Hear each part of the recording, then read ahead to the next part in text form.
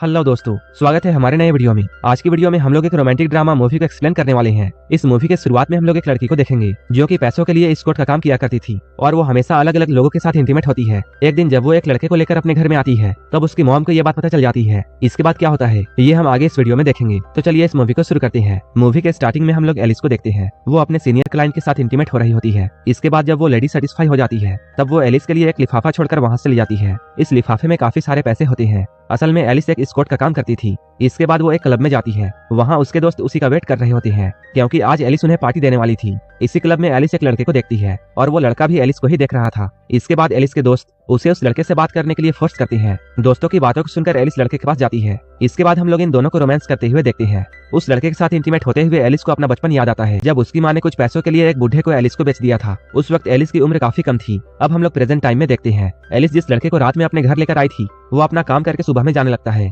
तभी एलिस के मोबाइल में एक मैसेज आता है और इस मैसेज को क्रिश्चियन ने भेजा था। क्रिश्चियन एलिस का बहुत अच्छा दोस्त होता है। जब एलिस को मालूम होता है शाम में क्रिश्चियन उससे मिलने वाला है तब वो काफी ज्यादा एक्साइटेड हो जाती है क्योंकि क्रिश्चियन से मिले हुए उसे काफी टाइम हो चुका था। ये बात वो अपनी मॉम को बताती है लेकिन उसकी मॉम को इन बातों से कोई भी फर्क नहीं पड़ता है। एलिस की मॉम उससे कहती है तुम रोज नए नए लड़कों को लेकर यहाँ आती हो और उनके साथ शोर मचाती हो। तुम्हारे इन हरकतों की वजह से मुझे सोने में बहुत दिक्कत होती है, इसलिए अब तुम थोड़ा कम शोर किया करो। एलिस की मॉम ये अच्छी तरह जानती थी कि एलिस अपने रूम में क्या करती है लेकिन वो एलिस को कुछ भी नहीं कहती है क्योंकि एलिस रोज अपनी मॉम को पैसे दिया करती थी। रात में क्रिश्चियन एलिस के घर में आता है। क्रिश्चियन के आने से पहले ही एलिस ने यहाँ का माहौल को रोमांटिक बना दिया था। क्रिश्चियन यहाँ आते ही एलिस को किस करना चालू कर देता है। एलिस क्रिश्चियन से पूछती है तुम आजकल मुझसे मिलने के लिए नहीं आते हो, क्या तुम्हें कोई दूसरी मिल गई है? इस पर क्रिश्चियन उससे कहता है ऐसी बात नहीं है, असल में मैं एक रेस्टोरेंट खोलने वाला हूँ और उसी की वजह से मैं थोड़ा बिजी हूँ। और रही किसी और की बात तो तुम ये बात जान लो कि तुम मेरी फेवरेट हो। यहाँ एलिस किसी बात को लेकर उदास होती है। ये देखकर क्रिश्चियन उससे पूछता है क्या बात है और तुम इतनी सैड क्यों हो? जिस पर एलिस कहती है उसकी मॉम की सर्जरी होनी है और जिसके लिए उसे 4 लाख रुपए चाहिए। ये सुनकर क्रिश्चियन उससे कहता है तुम टेंशन मत लो, मैं नेक्स्ट वीक तक 4 लाख रुपए तुम्हारे अकाउंट में डाल दूंगा। ये सुनते ही एलिस मुस्कुराने लगती है। इसके बाद ये लोग यहाँ पर घपाघप करते हैं। एक बार एलिस अपने दोस्त मिचेल के साथ एक क्लब में जाती है। यहाँ बहुत से लड़के बिना कपड़ों के होते हैं और वो लोग डांस करके लड़कियों को अपने जलवे दिखा रहे थे। यहाँ पर एलिस की मुलाकात नील से होती है। नील उससे पूछता है तुम क्या करती हो? एलिस उससे कहती है वही जो तुम करते हो, लेकिन मेरे पैसे थोड़े ज्यादा है। ये सुनते ही नील एलिस को अपना प्राइवेट पार्ट निकाल कर दिखाता है। एलिस ने अपने पूरे लाइफ में ऐसा भयानक एनाकोंडा नहीं देखा था और वो नागराज को देखकर काफी एक्साइटेड हो जाती है। इसके बाद हम लोग दोनों को बाथरूम में घपाघप करते हुए देखते हैं। रात भर एंजॉय करने के बाद एलिस अपने घर में आती है। तब एलिस की मॉम उससे 50,000 रुपए मांगती है। एलिस अपने मॉम से कहती है मैंने कल ही आपको 10,000 रुपए दिए थे, जिस पर उसकी मॉम कहती है मैं वो पैसे जुए में हार गई और अब मुझे और भी पैसे चाहिए। असल में एलिस की मॉम को गैम्बलिंग की आदत थी और एलिस ने क्रिश्चियन से जो 4 लाख रुपए मांगे थे वो भी एलिस ने क्रिश्चियन से झूठ बोलकर मांगे थे ताकि वो पैसे एलिस अपनी मॉम को दे सके और उसकी मॉम अपना कर्जा उतार दे। एलिस जब अपनी मॉम को पैसे देने से मना करती है तब उसकी मॉम उसे थप्पड़ मारते हुए ये कहती है तुम्हारी हिम्मत कैसे हुई मुझे मना करने की? तुम्हें ये बात नहीं भूलनी चाहिए कि मैंने ही तुम्हें पैदा किया है।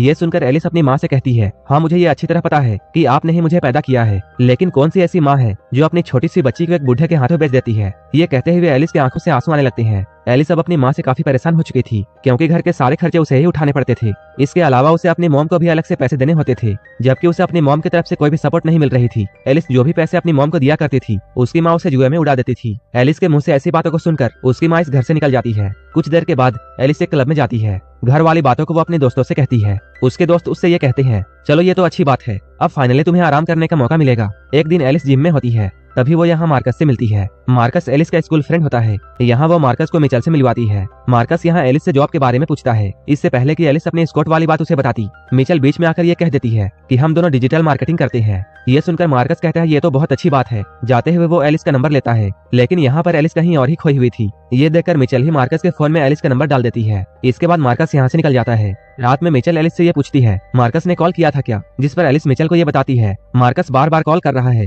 तब मिचेल एलिस से कहती है मुझे ऐसा लगता है शायद वो तुमसे प्यार करता है, इसलिए तुम उसे एक बार चांस देकर देखो। एलिस कहती है ये सब तो ठीक है लेकिन जब मार्कस को मेरी सच्चाई पता चलेगी। ये कहते हुए एलिस फोन काट देती है। तभी क्रिश्चियन यहाँ पहुँच जाता है। क्रिश्चियन को यहाँ अचानक देखकर एलिस बहुत हैरान होती है क्योंकि क्रिश्चियन तो नेक्स्ट वीक आने वाला था। यहाँ क्रिश्चियन का मूड बहुत खराब होता है। एलिस जब उससे इसकी वजह पूछती है तब वो एलिस को एक जोरदार थप्पड़ मारता है। तब वो एलिस से ये कहता है तुम यहाँ रोज नए नए लड़कों के साथ मजाक करती हो और जब पैसे मांगने होते हैं तब तुम मेरे पास आती हो। क्रिश्चियन को अभी ये बात पता नहीं थी कि एलिस एस्कॉर्ट का भी काम करती है। क्रिश्चियन एलिस के सारे खर्चे इसलिए उठाता था क्योंकि उसे ऐसा लगता था कि एलिस उससे प्यार करती है और वो ये सोचता था कि आगे जाकर हम दोनों शादी करेंगे। इस बात को सोचकर क्रिश्चियन बहुत गुस्सा हो जाता है। और वो एलिस को मारते हुए उसके साथ जबरदस्ती करने लगता है। तभी पीछे से एलिस की माँ आती है और वो चाकू मारकर क्रिश्चियन को मार देती है। ये देखकर एलिस काफी डर जाती है। तब एलिस की मॉम उससे कहती है, तुम परेशान मत हो क्योंकि अब तुम्हें कोई भी तंग नहीं करेगा। इसके बाद ये दोनों जमीन को साफ करने में लग जाते हैं। अगले ही दिन ये लोग क्रिश्चियन के कार को लेकर एक गैराज में जाते हैं और वहाँ के मैकेनिक को पैसे देते हुए इस कार को डिसमेंटल करने के लिए कहते हैं। लेकिन गलती से एलिस का पर्स इसी गाड़ी में रह जाता है, जो कि बाद में उसी मैकेनिक को मिल जाता है। एक दिन वही मैकेनिक एलिस के घर में आता है।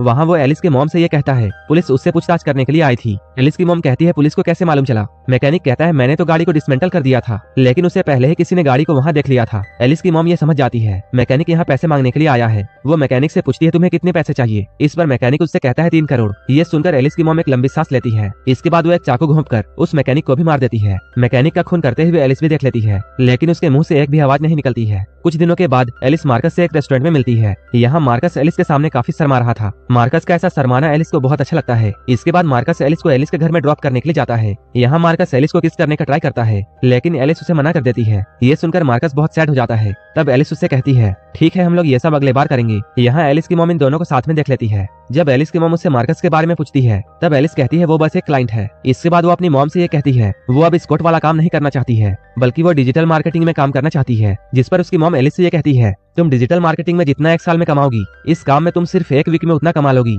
इसलिए तुम अब अपना दिमाग चलाना बंद करो और जो जैसा चल रहा है उसे वैसा चलने दो। इसके बाद वो एलिस को एक बुढ़े के पास भेज देती है। उस बुढ़े के प्यास को बुझाने के बाद एलिस एक स्ट्रिप क्लब में जाती है, जहाँ वो नील से मिली थी। यहाँ से नील एलिस के घर में जाता है। रात में ये लोग भयंकर घपाघप करते हैं। रंगारंग कार्यक्रम खत्म करने के बाद ये दोनों वहीं पर सो जाते हैं। सुबह जब एलिस की नींद खुलती है तब वो नील को देखकर चौंक जाती है, क्योंकि बाहर नील मरा होता है। उसकी मॉम ने नील को भी मार दिया था। असल में एलिस की मॉम ये नहीं चाहती थी एलिस स्कॉटिंग का काम छोड़े, इसलिए उसने नील के साथ ऐसा किया था। इसके बाद ये दोनों मिलकर नील की लाश को दफना देते हैं। इसके बाद एलिस मार्कस को कॉल करती है, लेकिन वो उसे कुछ भी नहीं बताती है और वो कॉल कट कर देती है। इसके बाद मार्कस मिचेल को कॉल करता है और वो एलिस के बारे में उससे पूछता है, लेकिन मिचेल को भी मालूम नहीं था कि एलिस के साथ में क्या हो रहा है। इसके बाद ये दोनों एलिस के घर में मिलने का प्लान करते हैं। इधर एलिस घर से निकलकर कहीं जाने वाली थी, तभी उसकी मॉम उसे रोकते हुए ये पूछती है तुम कहाँ जा रही हो? ये सुनकर एलिस कहती है मैं अपने क्लाइंट मार्कस के पास जा रही हूँ। यहाँ पर एलिस की मॉम उससे और भी पैसे मांगती है। एलिस अपने मॉम से कहती है मार्कस मुझे आज एक साथ पेमेंट करने वाला है। ये सुनकर एलिस की मॉम ये समझ जाती है कि एलिस झूठ बोल रही है। इसके बाद वो एलिस के सर को पकड़कर दीवार में जोर से मारती है, जिससे एलिस का सर फूट जाता है।